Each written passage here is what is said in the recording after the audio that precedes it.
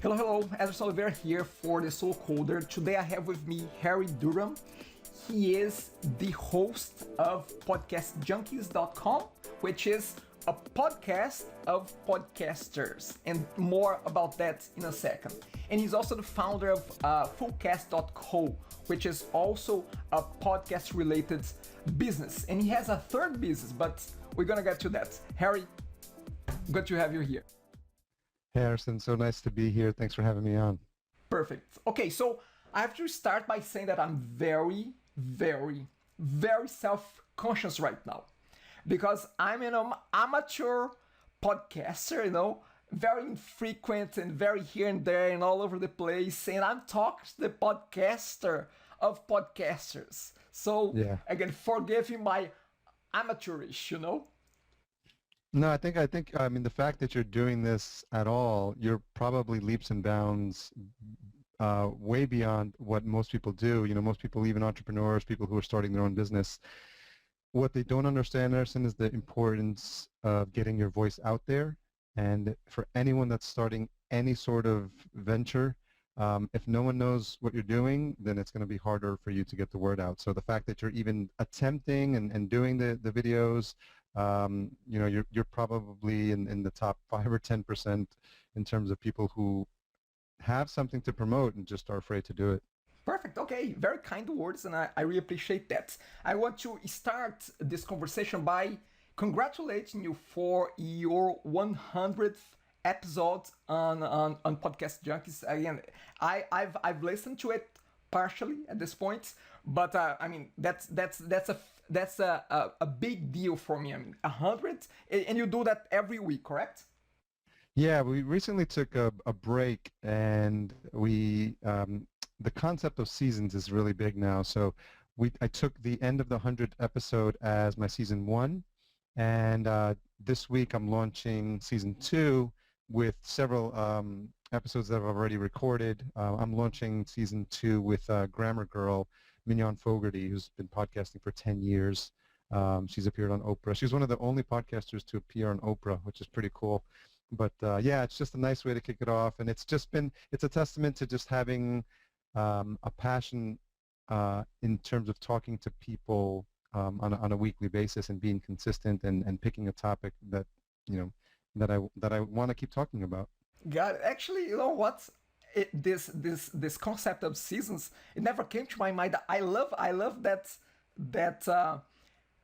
I love that concept. I mean, it just came. I mean, you just mentioned to me for the first time. That is a very interesting concept. Yeah, I think it's interesting now because of what's happening with Netflix, Hulu, all these channels, and people are binge watching entire seasons in one shot. And so I think as a podcaster, what it does is it gives you this opportunity to refresh and to restart your content, and in a way allows you to take some breaks every now and then. There's no rhyme or reason. It's not like on TV where typically if it's TV, a season could mean anything from 10 to 15 episodes. But with podcasters, we're all making our own rules. My first season was 100 episodes, only because I didn't understand the idea of seasons when I started. And so there's some people who do it every 10 episodes as a way to sort of reset, recharge, get some more episodes in the can, give themselves some breathing room. So there's no hard and fast rules, but I think from a podcasting perspective, it gives you just some more flexibility in how you deliver your content. Perfect. Very good. Very good. So just to give a little bit of background history here between Harry and myself, we are part of this. I usually have a hard time defining what the group is, but it's a kind of a startup business group headed by Dan Martell, and we have been paired together to be accountability partners. So that's how we came about meeting each other, and that has been that was a few months ago. In any case, that was just the back history here. I want to ask you, how long have you been on the podcast business? How long have you been podcasting? So Podcast Junkies started in April of 2014. So I've been doing that since then. So just not recently, actually, a couple months now since celebrating. I always look this way because that's what my wall calendar is. So it's over 2 years. of podcasting. And I originally went to a conference called NMX in January of 2014 because I was going to start a podcast for electronic music DJs, which is another passion of mine, electronic music. I've been a DJ for over 20 years. But I quickly discovered it was going to be harder to get DJs on your show that I wanted to talk to than it was to get podcasters, because I was at a conference and I just saw so many walking the hallways. And so I said, well, let me start here. And what I wanted to do was interview a podcaster, not necessarily to talk strategy. There's plenty of podcasts about that, but just get into the insights and the mindset about why they started the show. And sometimes we start talking about things that are not related to the podcast. I've had discussions on everything from people's favorite car in high school to their vinyl record collection to some of their off-the-wall hobbies, and it's just fun to get to know the personalities behind the microphone a little bit better. And then through the course of that, naturally, I learned a lot about podcasting, about what works, what doesn't, and my own show was the testing ground for what worked from a marketing perspective. And I'm a big fan of really this idea of adding listeners one at a time. And so over time, I'm part of another coaching group called Black Belt. It's headed by Taki Moore, and I learned a lot in there about how to price an offer, about how to target a specific audience. And as a result of that, I created Fullcast, which I've been doing full-time since the beginning of this year. And I've now got a group of clients where I produce turnkey done-for-you podcasting for them.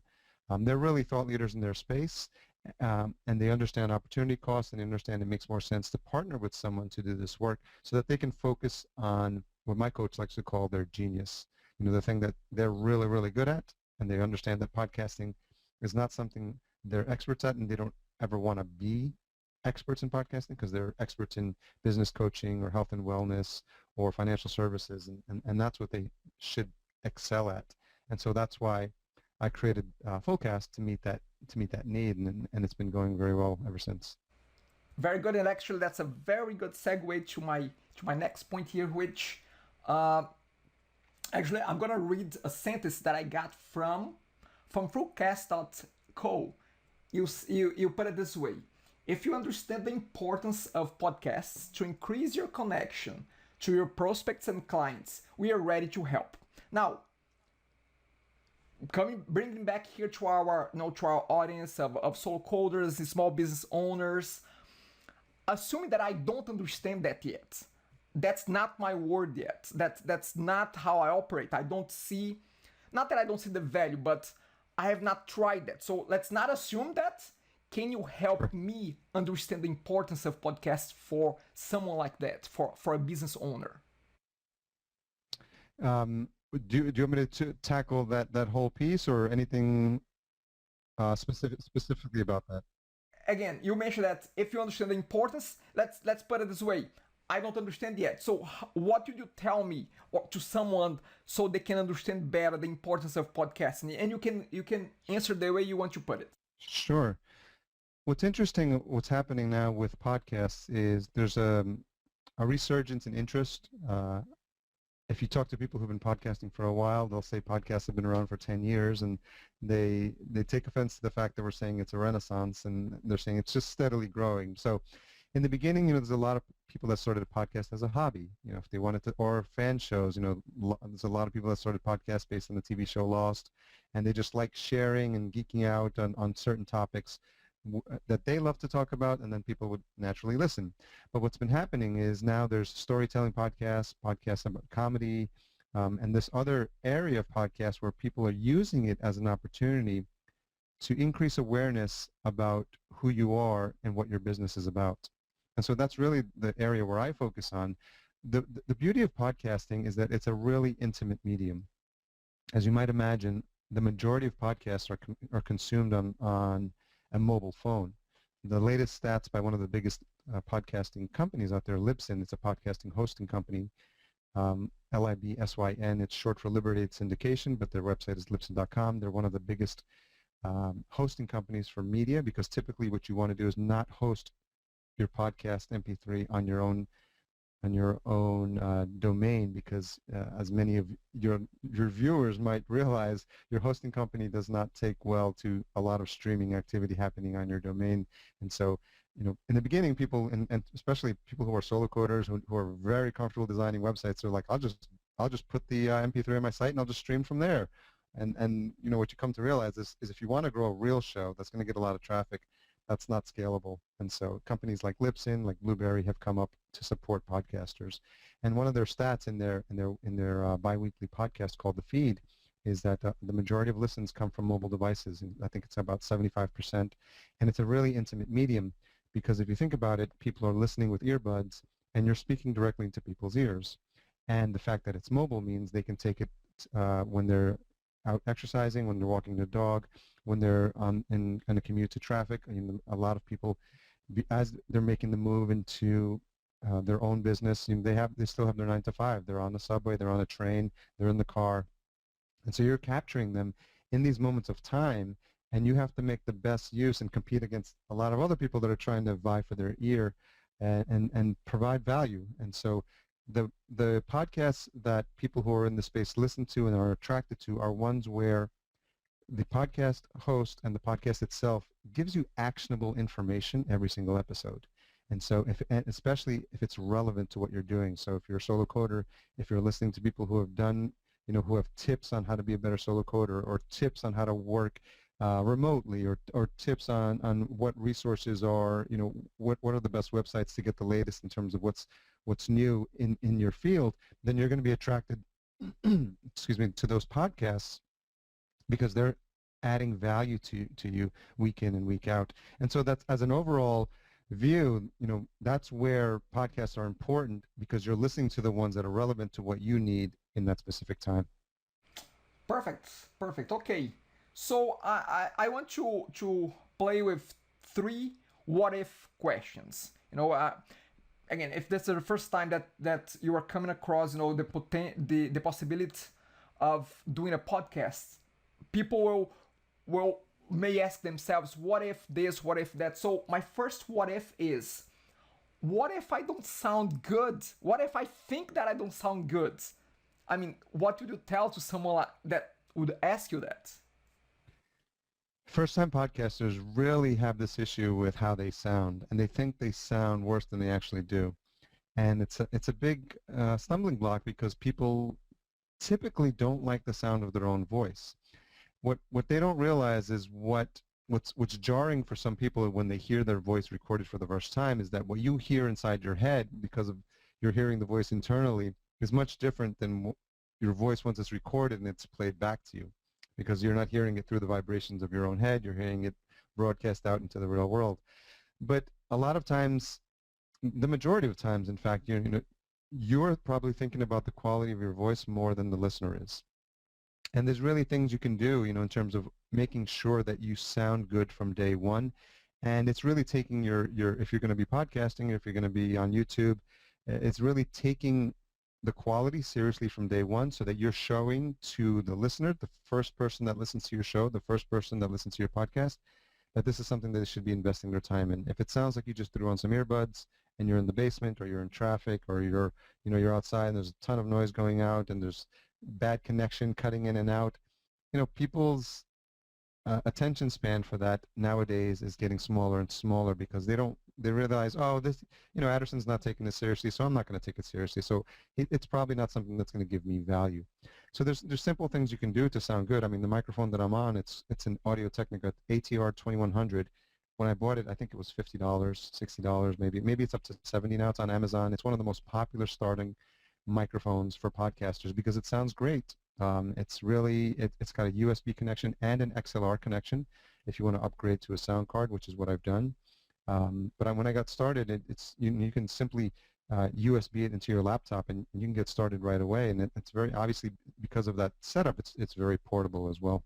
Okay, good. So that was the first what if. The second what if is, it's more of a, you second guessing yourself to trying to figure out if that's something for you, and you see people doing podcasting, but you feel that you're not as good as they are. So my question is, what if you feel that you cannot do as good of a job as that podcaster that you know about. You compare yourself, to that guy that maybe it's doing that for a few years already. What if that? The first thing I would say is stop comparing yourself. And you have to really feel that the message that you have, that the voice that you have is something that's unique, and it's something where you can add value. Because if we both had the same content, Anderson, someone gave us a script and said, this is what you're going to podcast for the next 3 months, and they gave us the talking points, and they said, you have to talk about these topics, we would have two different shows, because we have two completely different backgrounds. We have two different different education, different mindsets, and different opinions about how we can achieve the same goal. So we're going to have two completely different shows that's going to attract different listeners. And some may like the sound of your voice over my voice, or the fact that you have a better sense of humor, so you're always cracking more jokes, or the fact that maybe I'm serious and someone would like to hear a more serious podcast. So at the end of the day, we're delivering the same content, but our delivery styles are completely different. And as a result, you're gonna attract the person who resonates with that delivery style. The last thing you want to do is sound as if you're copying a popular podcaster. And one that comes to mind is John Lee Dumas, Entrepreneur on Fire. When he launched, 6 months later, there were a lot of Dash Fire and Dashpreneur podcasts out there, because people are just trying to copy his style, and there's only one John Lee Dumas. And so you try to be your own person and create your own style. You're going to have people who don't resonate with you, and you're going to repel those people. And what I say is you want to repel them as fast as possible.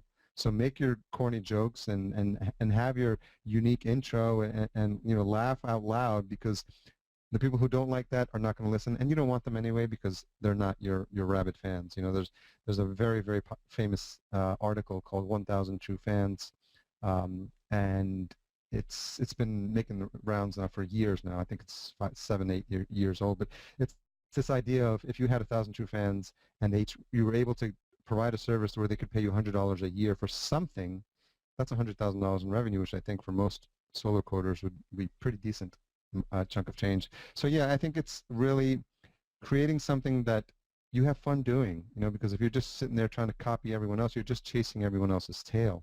And it takes longer to build your own audience, but have your own voice, have your own opinion, and create something that at the end of the day you would want to listen to, and you would want to sit down and record week over week. Actually, you briefly mentioned the next question, the next what if that I have here, but I would like you to unpack a little bit more on that. So what if somebody else is already covering that topic? Because I'm assuming that the chances of you picking a topic that is already covered by somebody else are very high. So what if it's a case like that? And again, if you want to unpack on that. What I would say is, if there's someone doing something that you're already interested in, a lot of people tend to shy away from that because they have this feeling like, oh, that's already covered.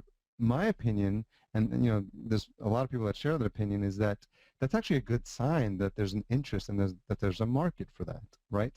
Because that means that people are hungry for that content and hungry to listen to it. And I don't know if you can relate to this, but when I first started podcasting, I was creating a mobile app as well, and I basically consumed every single podcast about mobile apps, and there was 10 or 15 at the time.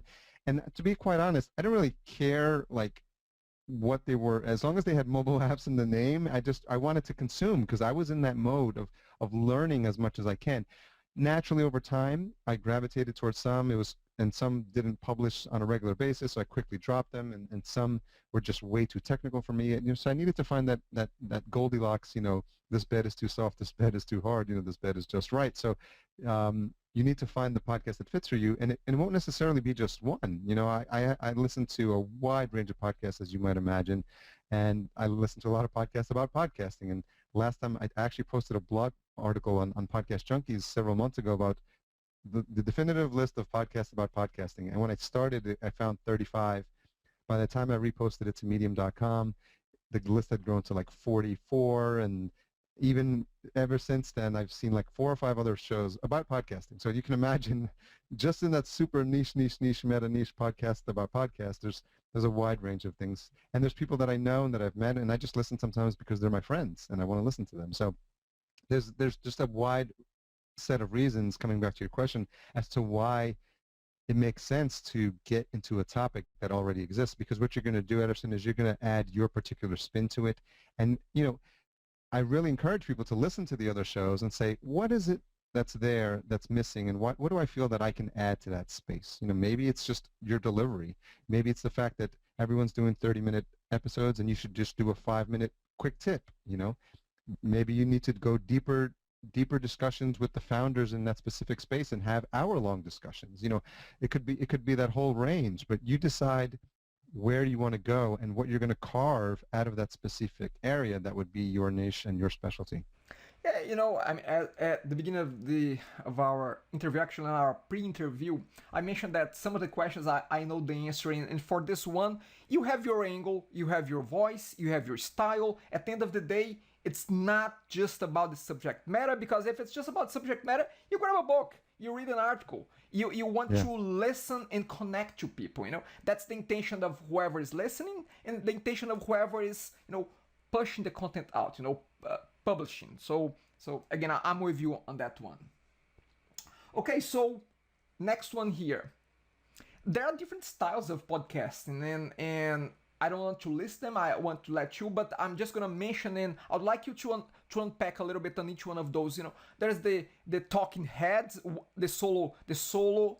There is the interview style. There is the video style. There is the multi-hosting hosts style. So what can you tell me about those different ones, those different styles, and I guess at your personal preference, which might be obvious, but I'd like to hear from you. So it really depends. A lot of it depends on where you are in terms of what content you have available and how comfortable you are holding a space and talking about that specific content for a period of time. A lot of people who start solo shows, they have an existing business, or they've been blogging for a while, or they've been doing this for several years and they already have a following.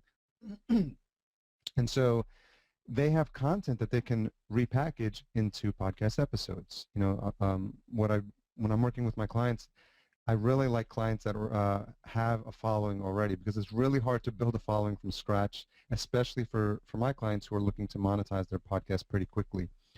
So if you have a solo show, a lot of times is you feel really comfortable on the microphone. You feel comfortable. You can talk for 20 minutes, 30 minutes at a time, and you can do that week in and week out. If you're just getting started and you're not a subject matter expert in one area, one good way that a lot of people become subject matter experts, which is really interesting, is they talk to the other experts. And this is where the idea of having a guest on. I can't tell you, and even myself in the area of podcasting, I've learned just so much about the different personality types and different types, the different ways you can podcast, the different ways you can market a show, and the different mindsets of why people start shows just from talking to the 100+ guests I've interviewed now. But there's people who I know, a friend of mine who had a Jesse Lawler, who has a podcast on brain health, and he's had his for several years now. He was on one of the earliest guests on the show, and I think episode 6 or 7, and he had it's called Smart Drug Smarts, and he talks about just brain supplements, neurosurgeons, and so he's just had these amazing guests, and you can just imagine after all these conversations, 30 minutes to an hour, if you do that for several years, it's almost like you're educating yourself through the brain trust of all these people that have come on your show. So that's another benefit of having guests on, because you're not the expert, and what you're doing is you're taking the listener along on a journey and saying, hey guys, I don't know a lot about this topic, and I really want to learn, and so I'm going to talk to the best and brightest in this field, and I'd love for you to join me on this journey. Let's learn as I learn. I'm going to ask the questions as if you were there, because I don't know, and so I'm gonna play that role of person who doesn't know and just wants to know, and I'm naturally curious because I think that's where you are, and so I want to take you along this journey, and then we can all learn together. So that's one way of approaching it, because you don't want to get intimidated, like, I don't know this topic, so I shouldn't have this guest on. Well, the reason you have him on is because you want him to explain to you in layman's terms for your audience, what it is that he does. And as you might imagine, if I had someone on to talk about podcasting, you could have that same guest on your show, and the conversation of the questions you'd be asking him would give you would have you get different answers from him because you're thinking about your audience. And that's the key, Edison. You always want to think about your audience. You always want to think about the listener.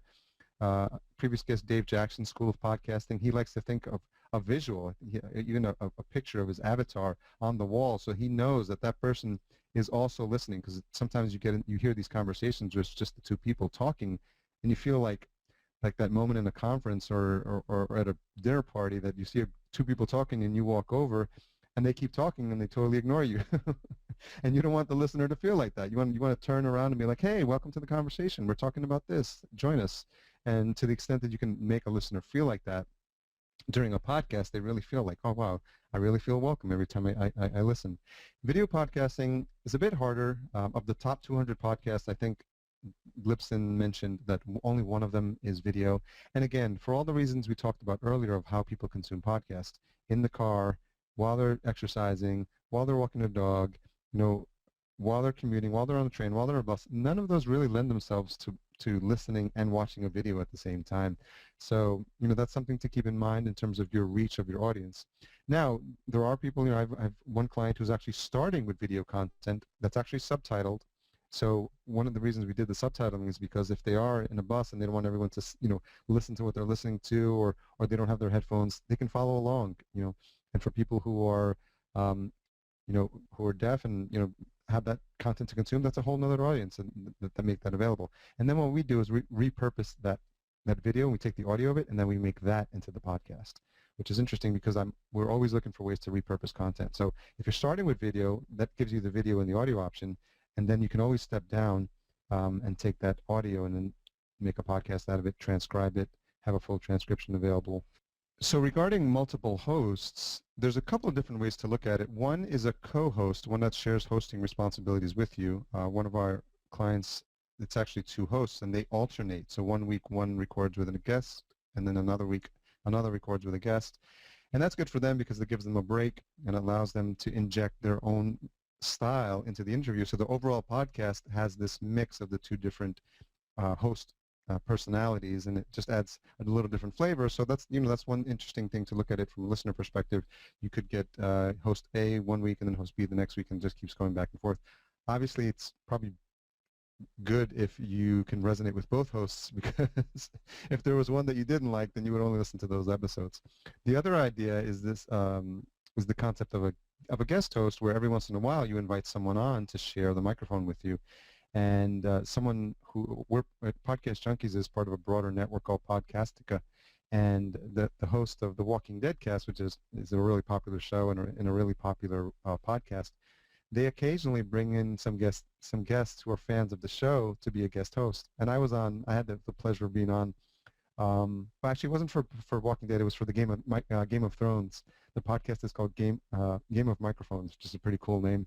But yeah, I was a guest host, and so I had to watch the show and take notes and be ready to talk about it, because I don't want to be like called out by the Game of Thrones fanboys. But yeah, it's really fun when you have that opportunity to be there, because as a guest host, you don't have to worry about the editing or recording. And the host of the show will take care of all of that. Usually I'm recording on my end as well. But I think it just adds, if you think about it, it just adds some different flavors to the podcast, so you don't always have to feel like you're set in one way. And I know, people that have business podcasts, sometimes they do solo shows on Tuesdays and interviews on Fridays, and you can mix it up even within your own show. Got it. If I can give my 2 cents, I really like the idea, Harry, to convert, a video show into a podcast, because I think that at the end of the day, as you say, it's all about passion. It's all about what you identify yourself with. If you are more inclined to go audio only, that's fine, go for it. But if you're inclined to go camera as well, by all means, go for it, and don't lose. I guess the point is, don't miss the opportunity of converting that video content into audio as well, so it can reach people via multiple devices on multiple situations, isn't it? Exactly. Yeah, I think it's something that's worth stressing, because a lot of times we get stuck in this idea of making people consume content the way we like to deliver it. And that's not necessarily the case. Some people are are visual. They like to see things and they like to watch YouTube videos. I know people that listen to music on YouTube, and there's not much to see there. It's just the track playing, but it's convenient for them. They have it handy, and they know they make their own playlist. I'm sure there's power users of YouTube who can do a lot on YouTube that most people wouldn't think of consuming content that way. Some people can only listen to music on sites like SoundCloud or Pandora. But even for spoken word, you can do it on YouTube, or you can, and some people just like to listen. I like the idea of podcasting because even if at home it's time to do, it's dish duty for me and I get to do the dishes, I just have a podcast, and if I'm making breakfast or if I'm making dinner, I'm always in the mode of where I can consume content. And so, sometimes my wife is like, oh, she sees the earbuds in, she's like, I listen to a podcast, so I have to kind of like have it out. So I'm like, no, I'm just I'm just prepping for like this opportunity. I always feel like if I'm somewhere out and about and I don't have like my headphones with me, every once in a while that happens, and you feel like this, oh my God, this loss that I can't consume content on the go. But it's everyone it consumes content in a different way. Some people are just like love reading. Some people still get the paper delivered to their house, and it's Sunday paper, and they sit there for 3 or 4 hours. I used to do that myself. So, for one of our clients, we've created this really beautifully formatted transcription. It almost looks like a white paper, and it's, sometimes they're 5 or 6 pages, and, people like to consume content in that way. One of their guests actually took it, printed out 100 copies, and handed out the transcription of their episode when they were on at a conference he was going to be appearing at the next few days. So it's just different, and just if you have it, why not make it available on all the different platforms that you can? I've taken some of my episodes and put them on SlideShare. I've repurposed some of my episodes on Medium. I'm just always testing new ways to post content. I post all my episodes from a social media perspective on, Google+, Instagram, LinkedIn, Twitter, Facebook, wherever it can be, even YouTube. I've actually taken audio-only content, created a banner so that it looks good on YouTube, and sent content there, because, who doesn't want to take advantage of Google's SEO juice, right? Got it. Okay, perfect. So at some point I'm gonna ask, and that will be very, very shortly. I'm gonna ask some tips on how to get started. But one point that I want to stress is that don't get caught up and think that yes, there are too many ways of doing and too many channels and too many this and too many that. But the main point is really just get started, because once you get the ball rolling, then opportunities will show up for you to distribute your content on different avenues. So again, don't get overwhelmed by the amount of options. Just if you want to give it a shot, just try it, and we're gonna get in a second some information from Harry about that. Let me ask you another question.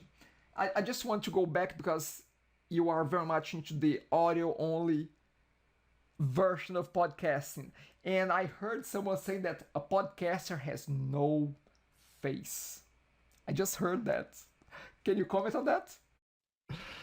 I don't know if I've heard that before. I mean, it's obviously true, but it's funny because it depends. You said that.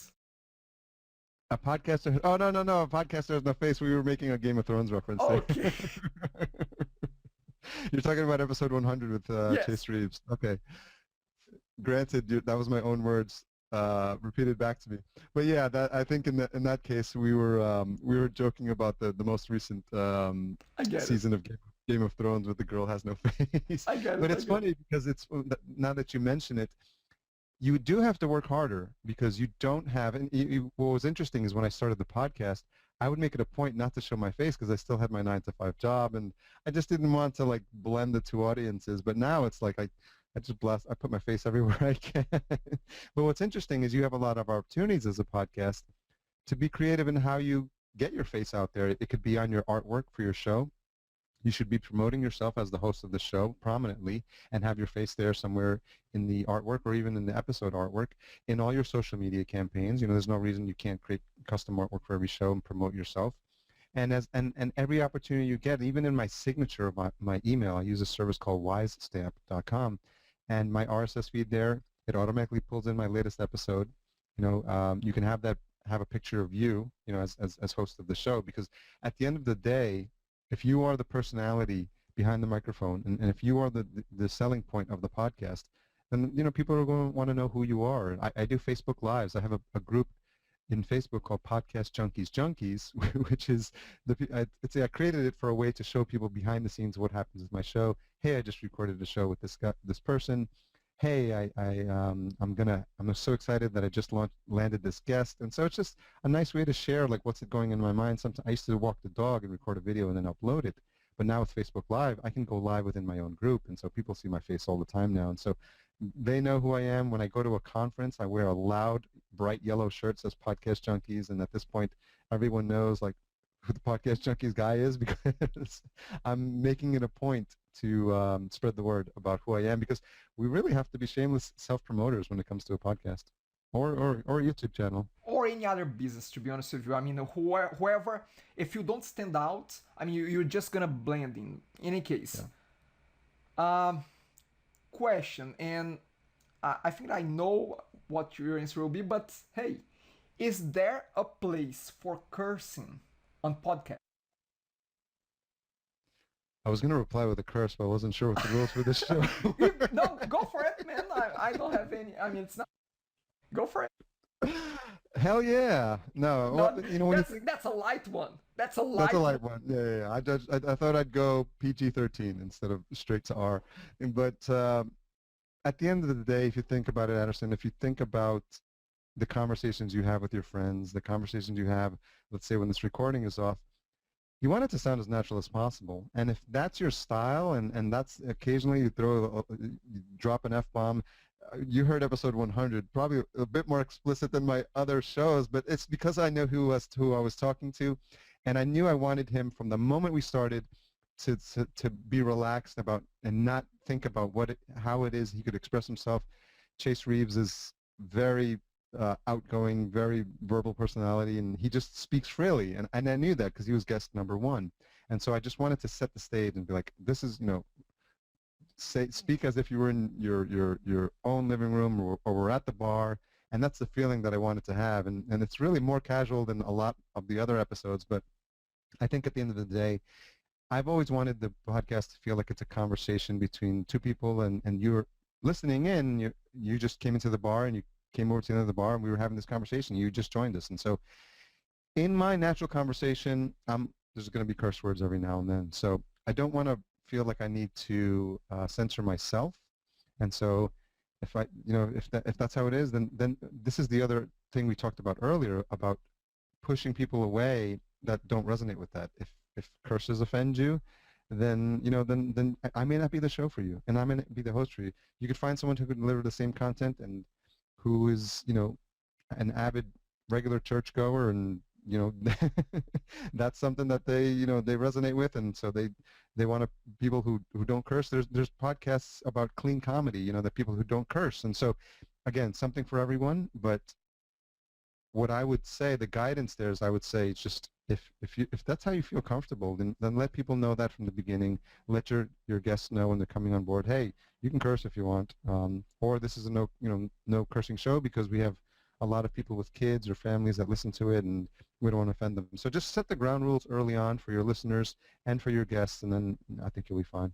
Yeah, I guess that to add to that, if your goal with podcasting is really to to get the word out there and create a sense of community, and eventually spill something off of that show to your business as well, you may want to consider, actually it could be potentially a good filter.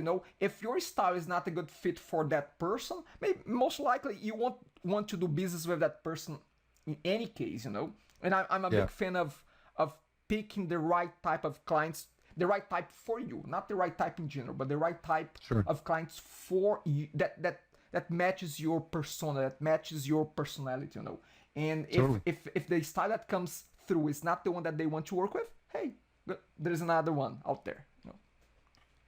Totally agree. Perfect. Okay, so coming to an end here, but before I let you go, how frequently do you think that a podcast to be relevant and meaningful, how frequent it should be?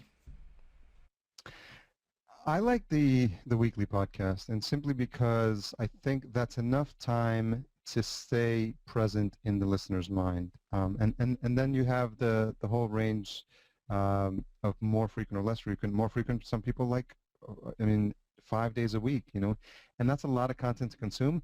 If you don't have a lot of podcasts to listen to and you really like the value that this one is providing, and they're doing it 5 days a week and you enjoy it, then that might be something for you. There's a whole network called Quick and Dirty Tips that was founded by Mignon Fogarty, who's going to be season 2 guest, and she's the founder of Grammar Girl. And so that whole network is Quick and Dirty Tips across a wide range of topics. And some of those episodes are 5 minutes long. So if it was a 5-minute show 5 days a week, that wouldn't be too bad.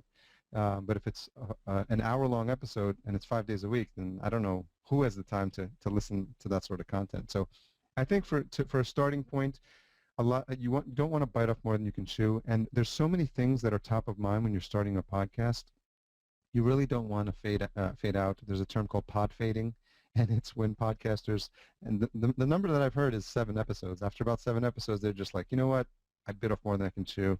I didn't realize how intense it was to find the time to record, to come up with the topic, to track down a guest, to edit this audio, to get the audio out to all the sites that need to get it onto iTunes, to market it, to put it on social media. It's a lot of work, and if you have to do that, once a week is enough. Imagine if you had to do that 5 times a week. Good. Okay. So let's almost there, almost at the end here. Let's go back to the basics here. If I've never, had any contact with podcasting, nor via video, nor via audio only, how would you advise someone that just want to get started, without, I know there are a lot of different options, but I just want to get my feet wet, just want to get started. What would you recommend? I think one of the easiest things to do is, I'm always a big fan of starting with quality first, and making sure that, you want to see if it's something that you're going to be in it for the long haul. If you don't want to make any investment in equipment, you could start with your earbuds and just record a couple of episodes. If you're on a Mac, it's very easy. You can open up QuickTime, record into the microphone, and see if there's something, and share it with a couple of friends and say, is this something, if I did this on a regular basis, is this something you would be interested in, or is there something that would add value? Don't even go down the path of trying to figure out guests, because, then you're just adding another wrinkle. So if you have a unique, if you have a unique voice and you really feel like it's something where you can talk for 10, 15 minutes, once a week on a topic, then that's something you can test out. If you really feel like you want to take the next step, that a simple microphone like this one, the Audio-Technica ATR 2100, is a really cheap investment. You can plug it in, USB it into your laptop, and begin recording quality audio from day one. But what I would suggest is really to lay out your plan of what you want to deliver from a content perspective, because the last thing you want to do is be struggling. If you're going to release an episode every Monday, so be there sitting there Sunday night, trying to figure out, what am I going to talk about? I have no topic for some, you don't want to do that. You already have enough on your plate, I imagine, as a solopreneur, and you already have to think about things besides podcasting. So why give yourself that additional headache? Come up with a plan, and I like to plan for a quarter if I can, at least thinking broadly. If you're going to have guests, who are 20 to 50 people you would like to have on your show, with the understanding that half of them won't be available, and half will be hard to get in touch with. So maybe you're left with 5, but aim for a big number and just free form. Just go down the list. Who are 50 people that I would love to interview? Do the same with topics. What are 50 things that I could talk about? And what if it's the subject of coding? There's so many different varieties of how you can tease that out, of so many different languages and so many different approaches and so many different styles on how to do it, where to do it, when to do it, who to do it with, who to partner with. You could just tease out all those into different episodes. You don't have to try to jam everything into one. So have different ways and have just a brainstorming session about what you want to talk about, because if you don't know what you're going to talk about, there's no point in even getting on the microphone, because if it's not interesting to you, it's definitely not going to be interesting to your listener, because they can hear it. They can know that you have a passion about something. So pick something that you're passionate about, that you can talk a while about. And then from a technology perspective, it's a matter of recording the episode. To the extent that you can do it in one shot is really helpful, because that cuts down on the editing time, as you can imagine. I like to, for the majority of my episodes, we start recording, and we end about an hour later. And 9 times out of 10, it's unless something happened, technical difficulty, or the call got cut off, I use that whole interview as it is. I just think it sounds more natural. In the beginning, I would edit a lot. People tend to overdo the editing with the ums and the ahs. If you're not careful with that, you're going to sound like a robot. I've heard a couple of over-edited shows where people cut out the breaths in between words, and people normally breathe in between words. When I'm going to say my next word, I'm going to take a breath, right? And so if you cut that out, you just literally sound like an automaton, and you sound like Siri or something like that. And that's not something you want to come across to. You want to sound human in your podcasts. And then as far as where you want to host it, a company like Libsyn is good. There's a really easy service called Simplecast. I think they give you a 14-day trial. It's $12 a month. Really easy to get started. They're one of the best sites that I've seen that make it easier for new podcasters to get started. So that's a recommendation. And then the key to remember is a lot of people always ask, how do I get it onto iTunes? iTunes, you don't actually submit audio to iTunes. You submit an RSS feed. And so you get an RSS feed from your hosting company. So that's Libsyn, that's Blueberry, that's Simplecast. Once you're loading your episodes into this hosting company, you're given an RSS feed. You take that URL, you go over to Podcast Connect on Apple. They've created a new portal just for podcasters to load their podcast, and they're going to ask you for the feed. So you put in the feed, and then you put in the content about your show, your artwork, and then a couple of days later, it's available on iTunes. You no longer have to go into iTunes after that. Everything you do is managed from your hosting company. So if it's Simplecast or Libsyn or Blueberry, you just keep loading your MP3s into the hosting company, and then they'll appear in iTunes because of the feed. And then once you have that feed, you can submit it to a list of podcast directories to get it more known. Have a simple WordPress site. You should have a show notes page for every single episode, so you can direct people to that.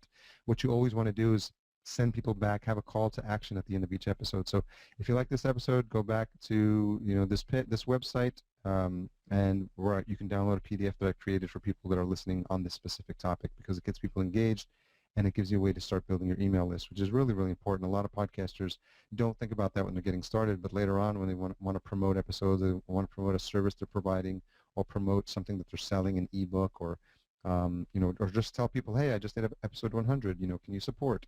If you don't have an email list, you're just going to hope that the people who are listening are going to do that. Sometimes that's not enough. So at a high level, those are the things to think about. But overall, I would just, if anyone's even thinking about it, I would just tell them to get started. Just don't overthink it. Don't worry about your voice. Don't worry. Your first episodes are going to sound like crap. I'm going to tell you right now, you're not going to like them. There's going to be mistakes.